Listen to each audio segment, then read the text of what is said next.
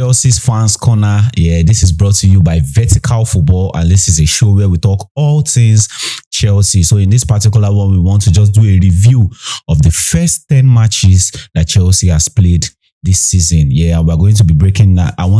So it's going to be enjoyable for you listening and for me speaking about it. So I've broken it down into like a understandable segment. So this is how it's going to be. We're going to talk about the problem that has arisen. You know, we had a whole lot of problem this season, but I just chose some very specific one. So I made it 3. The first one is playing against low blocks. Yeah, the issues that we have playing against low block.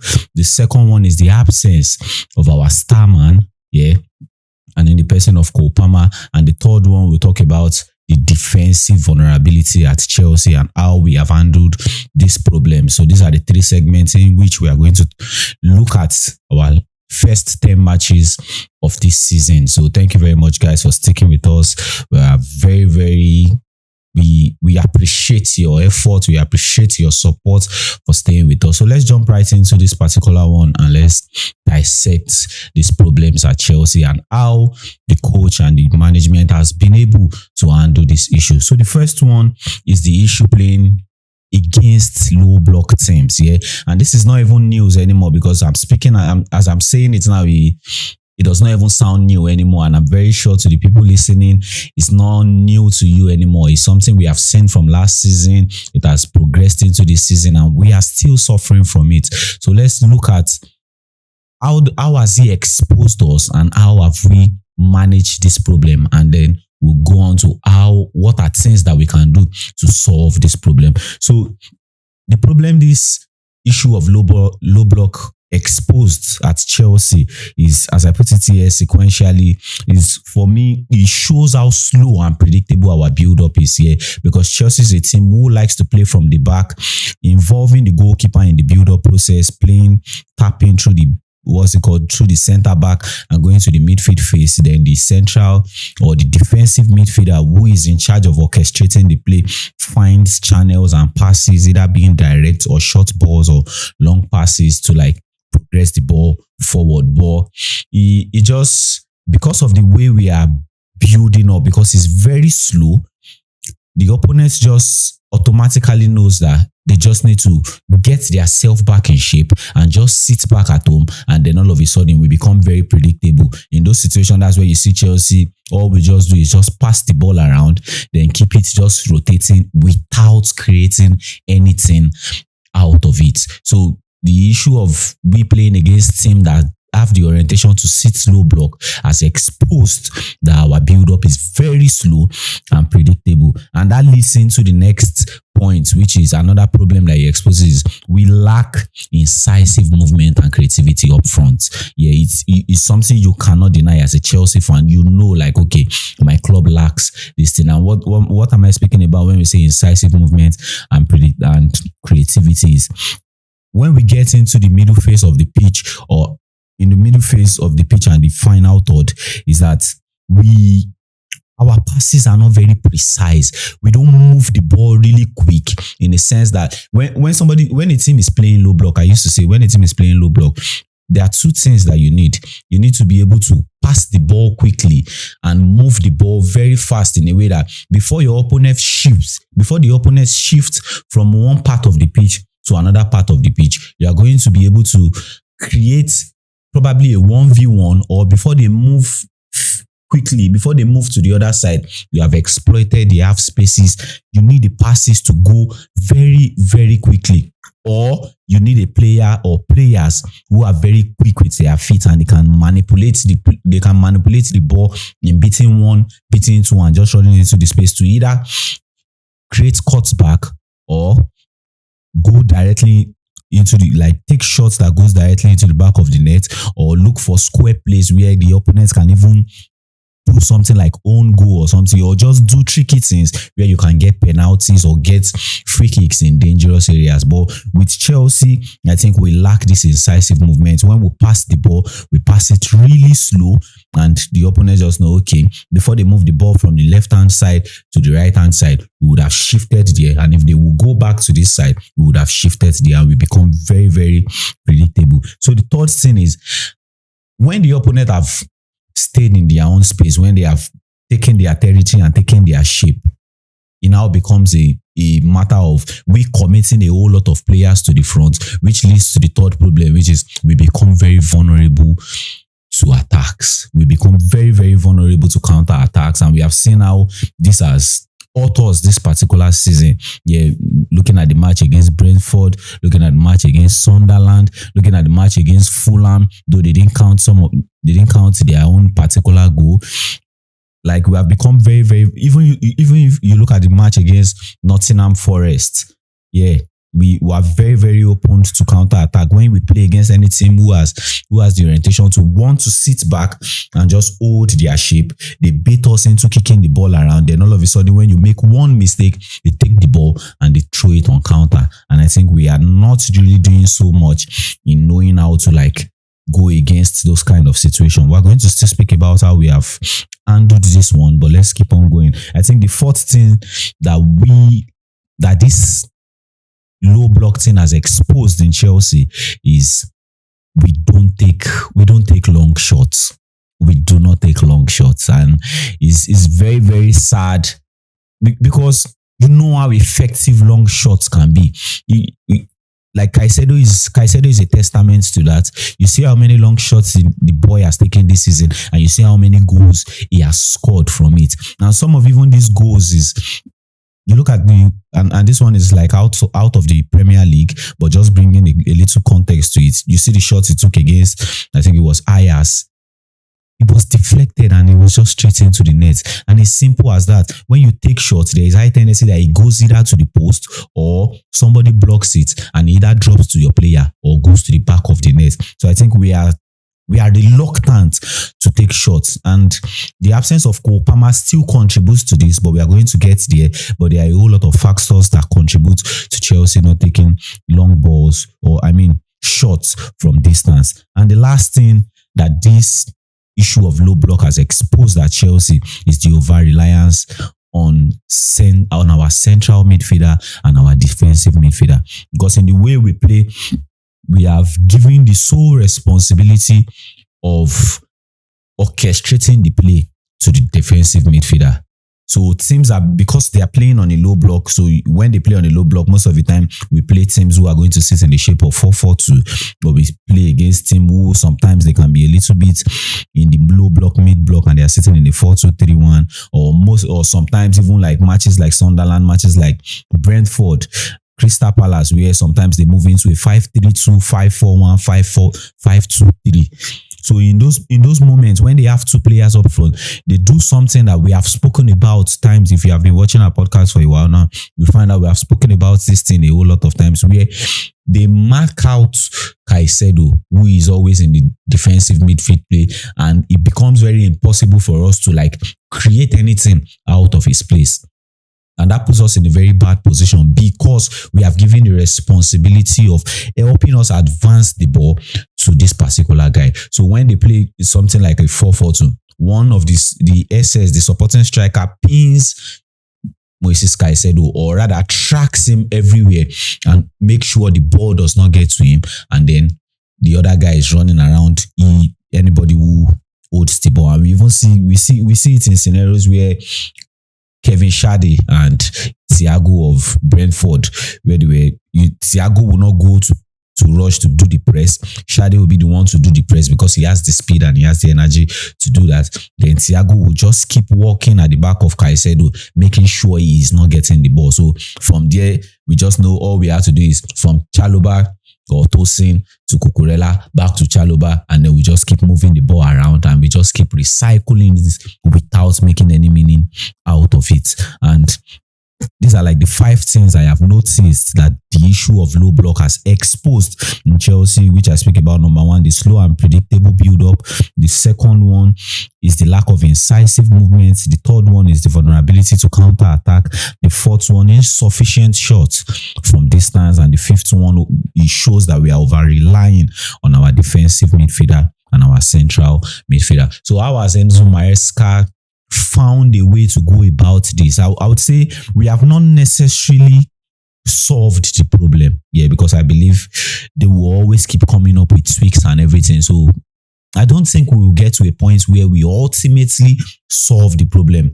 We will solve it to some particular extent, but we will still suffer for it at some point in time. So looking at the first 10 matches that we have played this season, how has Enzo Maresca solve this problem to some degree? So I think the first thing he did is the inversion. And I know this has been happening for so long time, like since last season, even when team have not figured out that we play that when they sit low block, because this low block of 18 started with, that should be, is either of these 3 clubs, Everton, Fulham, or Ipswich, because that was in December of the 2024 where we did not get a win from these 3 matches, and all these 3 clubs that we played against sat in the low block, and then everybody just figured out when you sit in low block against Chelsea, you can get results.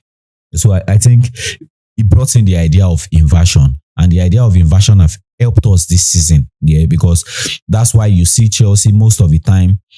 When we build up with 3 and 2. That's to form like something around the diamond, because if we lose the ball, we still have 5 players who can defend that box, who can defend our last phase of the pitch for us, our defensive phase of the pitch for us. But when we're building up, we build up with 3-2. So in this space, we bring in, so Chelsea have done something that you would necessarily not see if you are not paying so much attention. And I think I have the privilege to see this because I'm analyzing the game. So I would want to pay attention to all of those details that might elude the normal average person who just wants to watch the ball for fun. So we do something like, instead of going on a 3-2, we do a 2-3-5. So the 2 centre-back stands, and then we have 3 players standing on top of them. Yeah, we have 2 centre-backs, then we have 3 players standing on top of them. And those 3 players are the right back and the left back. So the 2 of them invert. And I know that sounds very crazy, like, oh, where did you see that? You just need to try and watch the game in-depthly when we're playing against low-block teams who are most of the time going to stay in the 5-3-2 or 5-2-3. So we put these 2 guys up there, put these 2 guys at the centre-back position, and then we play 3 in front of them with Moises, Caicedo, and the left back, then the right back. Or sometimes the right back stays, and Cucurella moves, then Enzo Fernandez stays up there. But most of the time that I have seen it this season, I saw it against Wolves in the Cup.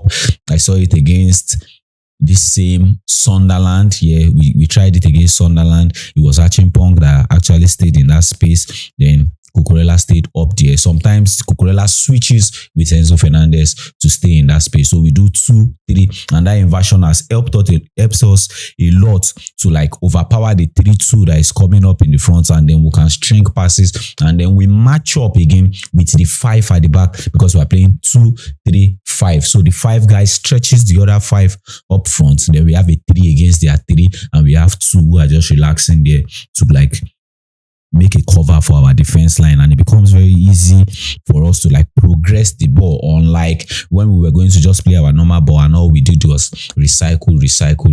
It has not really worked effectively, but these are one of the tweaks that I have seen this season that Enzo Maresca has done in going against team playing low block. And another thing is the maximum width, and all of these things are just things that we have seen them times without number in this club, but the way we have used them this season is just very different. Yeah, and I speak about the maximum width in the sense that now our players, our wingers most especially, pins themselves up on the line in the defensive phase of the opponents. They stay there, up there, and their main goal the main goal for pinning themselves up there is to widen the back line of the defense. Yeah, and in these 10 matches that we have played, most of the time I think we played the matches that we played where we had more of low block team was Crystal Palace. Fulham didn't really sit in a low block. Brentford, West Ham sat in a low block. Sunderland sat in a low block. Yeah. So all of the, let me just say around five teams. Yeah. So we committed 5 players up front, making sure the wingers are staying in maximum width. And when the wingers are staying in maximum width, that means the fullback has to like cover that space. And if they are playing in 5, they have 3 staying there, or if they are playing in a 4, they have 2 center backs. Then there is going to be enough space, most especially when they are playing in 4. There's going to be enough space in the half spaces for somebody like Enzo Fernandez or João Pedro who will run out of that space, or Estevao who sometimes allow Malo Gusto pin himself up front to pretend like the winger so that the fullback can stay with him, and then he runs into the half space.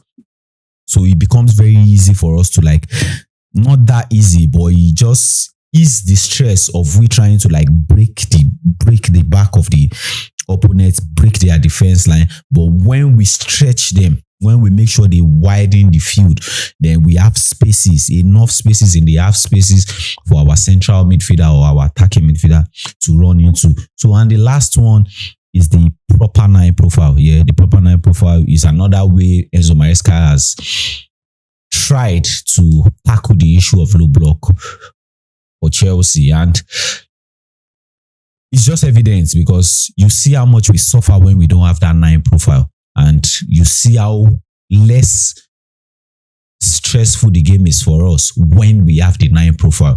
We didn't really know about it in the first match. In the second match was where we kind of like discovered it against West Ham, that if you play a number 9 and pin him up front and allow the number 10 act in that position, be that guy who is free to be able to run into the space when the 9 opens up, like it just can do something dangerous. It can create havoc in the defensive phase of the opponent. And I think we have really expected that. But the injury with Liam Delap just set us back a very long way. And even bringing Magui back into the team, I think he struggled to get minutes when he came back. But when he came back, even in his first match in the Champions League, and I know we are speaking about Premier League here, you can see how much turnovers, yeah, because when you don't have the 9 profile, even taking it out of the taking it out of the low block thing, when these low block people are trying to like build up from the back, or when they are playing the ball and we want to press them, because we don't have that number 9 profile, we have nobody to press them. So it's even easy for them to like play from the back. But when you have the number 9 profile, it's the guy who will run and charge at the goalkeeper. And if you go and check most of the match where we had a number 9, an actual number 9 in the person of either Liam Delap or Magui, you see how much turnovers that the opponents had. They just kept kicking the ball long because the pressure that this number 9 profile is bringing to them, they cannot sustain it. And the other side of it is when they are sitting in a low block, we have this number 9 profile who can pin the center backs and make sure the 2 center backs are not that free. They have something to always worry about. Yeah, so they always have something to worry about. This guy is either running into space, making fake runs, or this guy is just standing there to make sure that there is space between João Pedro, who is acting as the number 10 in the absence of Kopama, or Buonanotte, to have spaces up front to go and do exploits, create chances, or take shots from outside, or score goals. Yeah, so I think that those are the 3 ways: inverted fullback, maximum width, and the proper 9 profile. And one thing I would say in summary for this thing is, I do not, to be very honest, I do not really think these 3 things that we have done solves the problem. But what I think is they reduce the level of the problem. So that is just it for me. They do not solve the problem, but they reduce the level of the problem. So if the level of low block that we had is 70%, we find it 70% stressful to play against these people. When we are inverting our fullback, making sure every one of them is tucking in, going into the defensive phase of the opponent or staying in the middle phase of the pitch, we have chances to play. When we are using the maximum width, we have chances to play. We have spaces to create chances. And when we are playing a proper nine profile in the person of either Liam Delap or Magui, we have chances. So the level reduces, the level of the problem reduces from around 70% to at least to around 40 to 50%. And I think that's good, because we just need to still keep inculcating things, and we'll see how this thing turns out. But let me just speak about 2 or 3 things that I feel like we can improve on. Yeah, we should definitely improve on. And the first thing is taking shots from outside. And let me compare orange to orange. Or let me compare apples to apple. When I was looking at, when I was in my analysis, I had to go to other clubs who struggle against this kind of issue. Nominal you struggle, who have the tendency to play against teams who have the orientation to sit low block against them. And I went out of the league and I looked at a club like Bayern Munich, I looked at a club like PSG, and I look at a club like Barcelona. These are 3 of these teams in the Europe top 5 league who their opponents would most of the time take the orientation to want to sit low block against them. Yeah, and this is what I found out. They take more shots from outside than Chelsea does. And it's not coincident that why is it that these 3 clubs do the same thing? They take more shots from outside, because you just need to, when you look at the issues that you are facing and you are looking at the possible solutions that you can use to solve this problem, you need to be doubling down on those solutions. You need to be going really, really hard on those solutions. And I think Chelsea needs to do that. Take more shots from outside. And I think the absence of Kopama has put us in a very difficult position. But with the inclusion of Reece James in the midfield most of the time, and that will be a result of Malo Gusto being available. So if Malo Gusto is available, he can stay in the right back, and Reece James comes into the middle of the pitch. So I think it will give us more firepower up front, where we know, okay, we have Moises Caicedo who can take shots, we have João Pedro who can take shots, we have Pedro Neto who can take shots, we have Reece James who can take shots. We just need to double down on taking shots whenever we are playing against any team who has the orientation to sit on a low block. And another thing is we need to improve in our passes here. I think our passes need to be very precise. And still comparing apples to apples, I was checking Barcelona, I was checking Bayern, I was checking PSG. I checked those 2 for it. You see how much passes this guy connects per game. You see how quick and precise these passes is. When you're playing against teams that have the orientation to sit low block, you need to be able to keep bouncing passes. Give this, drop here, the passes need to be very quick and precise. But in the case of Chelsea, according to what I have seen and my analysis, I believe we are still very slow with our passes, and most of the time they are not always precise. Sometimes we still miss passes, we still just kick passes, want to try to give passes to one particular person, and all of a sudden you are missing the passes. That happens in the other team, but the rate at which it happens is lesser compared to Chelsea. So I think we need to do well with our passes. We need to string right passes. We need to be very quick with it and make sure we are getting, so we can get, when you string passes, what it does is somebody will jump. That's just the case. So when you are sitting in between the bucket, even if the spaces are tight, you drop into that space, drop to this guy. This guy will always want to jump so that he can block. And if the passes is fast, when he jumps out, this one moves in, and this one just drop a third man pass. So he has to be very quick. And I think we need to keep working on that particular one. And the last one is this one is just more of, there are a whole lot of factors that will make it possible and impossible. We always need to play with the proper 9. Whenever we're playing against a low block, we need to play with the proper 9. We need to always play with the proper 9, because teams sitting in a low block have a tendency to go 5 at the back, and even if they are staying 4 at the back, when you don't have a proper 9, there is no threat to their centre back. And when the centre back of the opponent is stable, it becomes very hard for you to go and create anything out of that space, because they have time and space to do what they want to do. They can choose to jump, they can choose not to jump, because nobody is giving them anything. Nobody is giving them any reasonable job to do. But when you have somebody who is giving them reasonable jobs to do, they definitely will go react and do something out of the ordinary. Like they just do something that they are not supposed to do. So this is just my own viewpoint and my analysis on Chelsea against low block. So let's go into the second part, which is the absence of our star man. Yeah, the absence of Kopama. I know that I am not the only one who has felt the absence of this guy and how much impact he would have made in his presence at the club. And due to injury, it's been devastating. It's just not a good thing that happened to the club. And I bet you everyone feels this. Even the coach, even the fans, even like everyone feels this. If you are not even talking about how much goal he will score, there are these touches that will lift you out of your seat. There are this dribbling, this 1-2, those passes. We have missed this guy so much. We have missed him so much. So what are the problems that the absence of Kopama has caused to this club? I think number one is the most obvious one, is the lack of firepower in our attacking play. Yeah, we don't have that guy who you can rely on, that if this guy gets a chance, there is 80% chance that he is going to convert. We don't have that guy anymore. We just, when we get into the attacking phase of the team, maybe it's just me personally, I think I just follow it based on hope. I hope we score.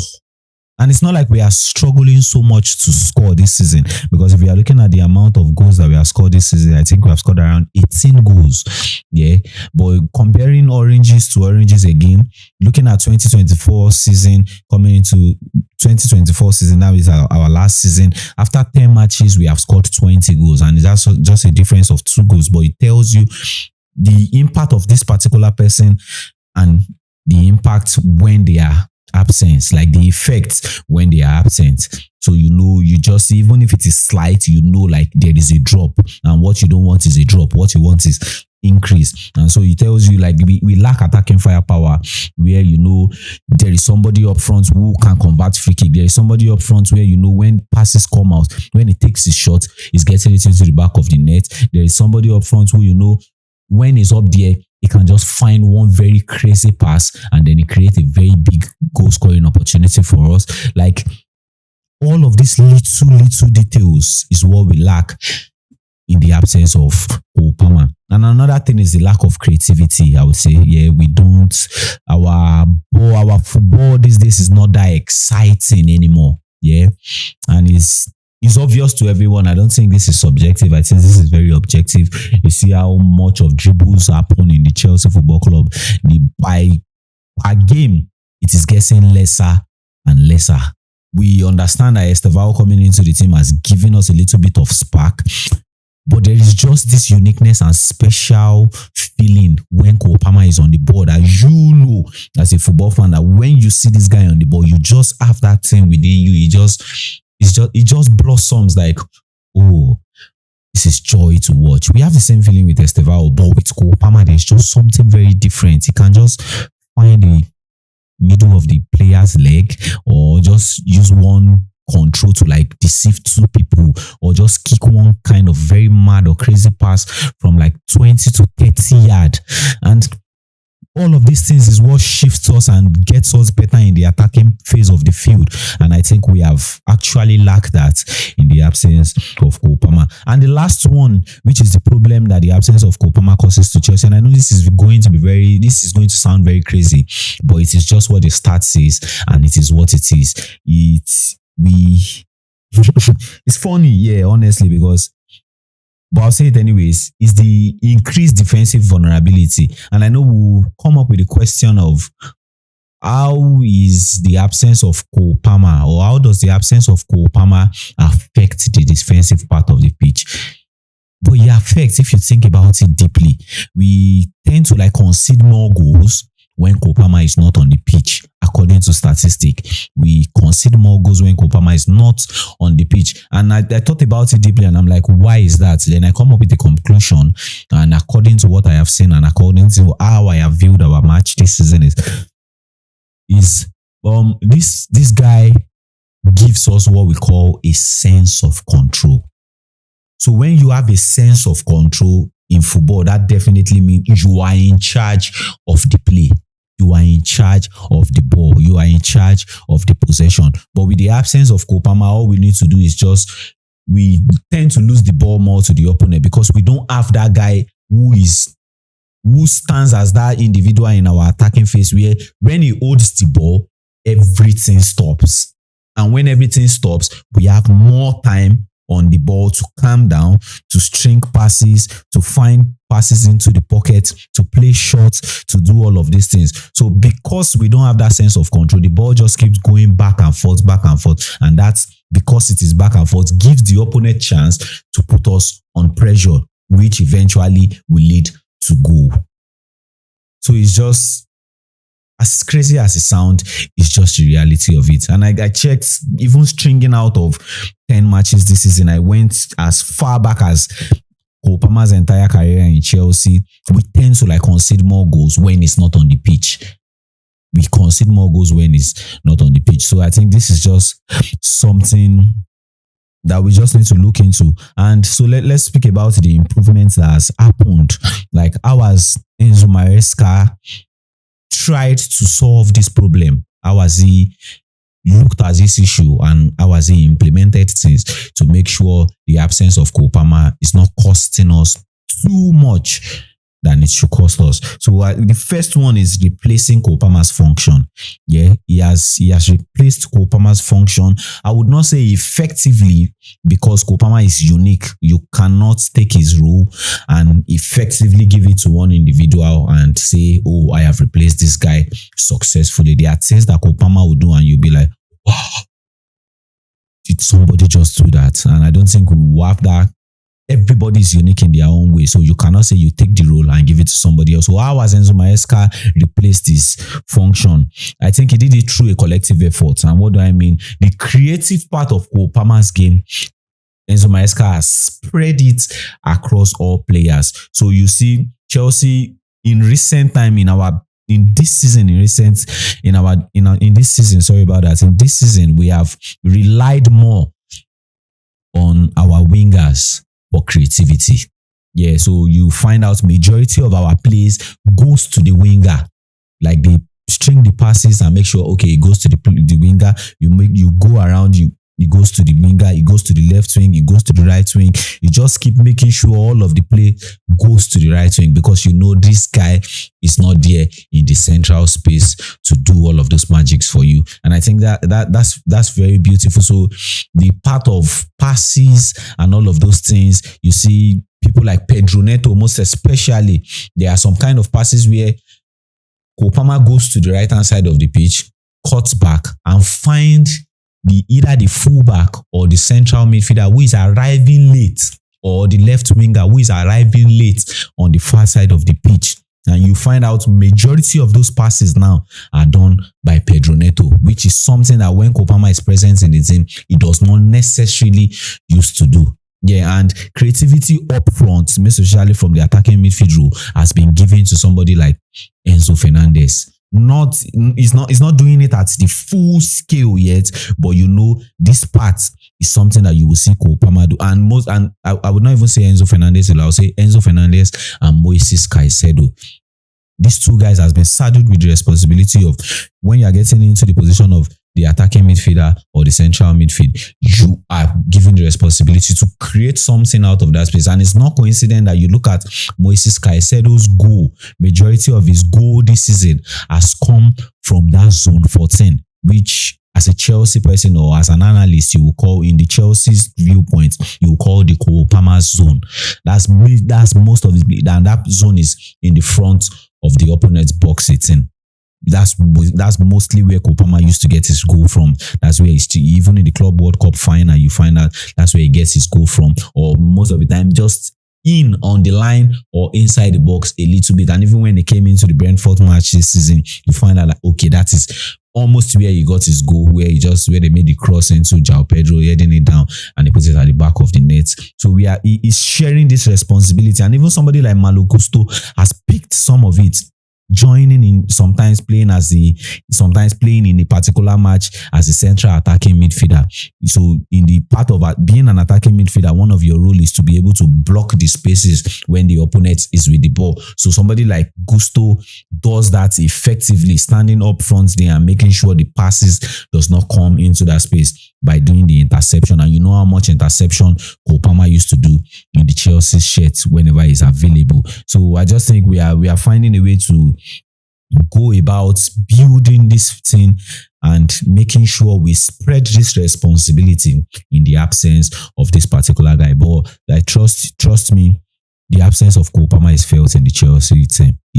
You just cannot hide it, because even if you look at the amount of goals that we are scoring, I think we are scoring is reducing, because I was checking, going back to comparing apples to apples, is last season in our first 10 matches, it took Kopama the first 10 matches to get 12 goals and assists, 7 goals and 5 assists. And in this season, he has taken us 3 players combining their goals and assists to make 14 assists. And in the person of João Pedro, Caicedo, and Enzo Fernandez, with João Pedro getting 3 goals and 3 assists, that's 6. Moises Caicedo, I think either 4 goals or 3 goals and 1 assist, that's 4, that's 10. With Enzo Fernandez, 3 goals and 1 assist, that's 14. So it took us 3 players combined to do what just one player would do. So, and you cannot tell me we didn't miss him. You just cannot tell me we do not miss this guy. So I think